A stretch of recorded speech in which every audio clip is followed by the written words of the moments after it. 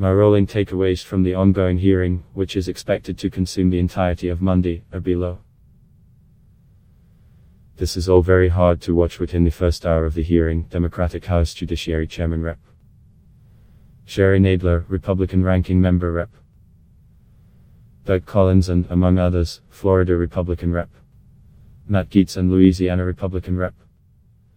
Mike Johnson, repeatedly clashed over A, the very idea that the hearing was being held, B, whether House minority rights were being violated, and C, other legislative arcana that literally no one outside the committee room even understood.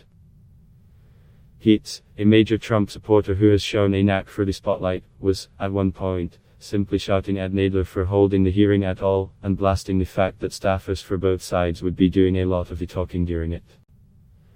Nadler was clearly flustered on more than one occasion by the delay and stalling tactics used by Collins and others. The whole thing, even for someone like me who gets paid to watch this stuff, was, well, unwatchable. A bunch of adults yelling at one another over matters that almost no one watching understood or cares about.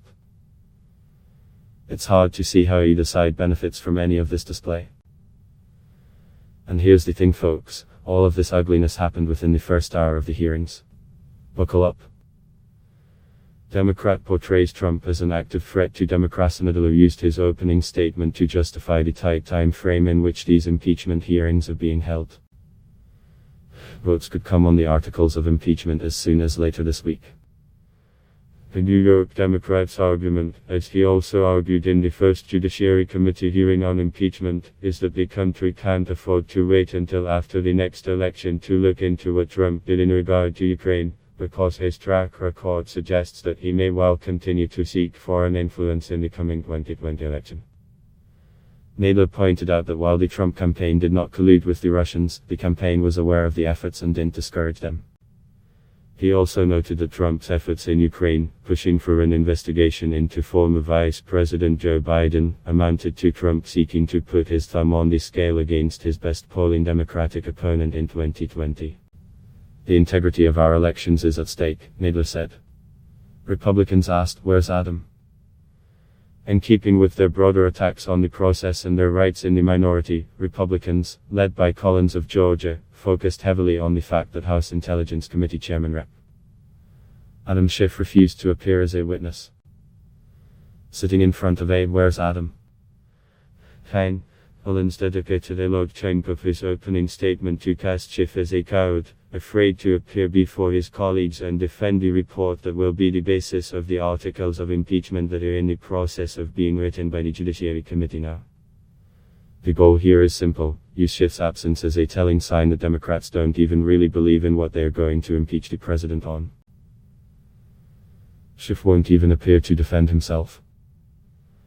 Schiff told CNN last month that there was nothing for him to testify about, adding that the Republican calls for him to do so mean they are not serious about what they are doing.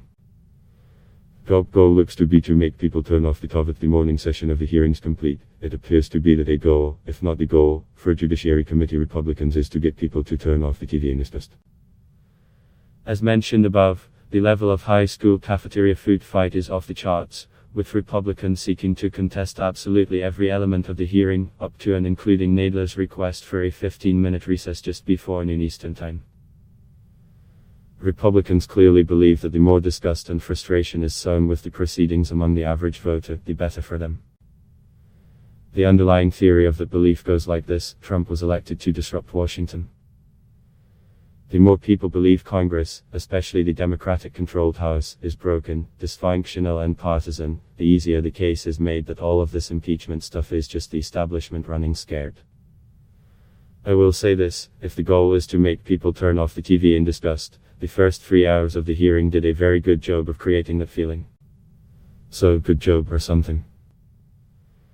The false equivalency over who interfered in the 2016 election continues. House Republican counsel Steve Castor used his testimony to again call into question who actually meddled in the 2016 election and why.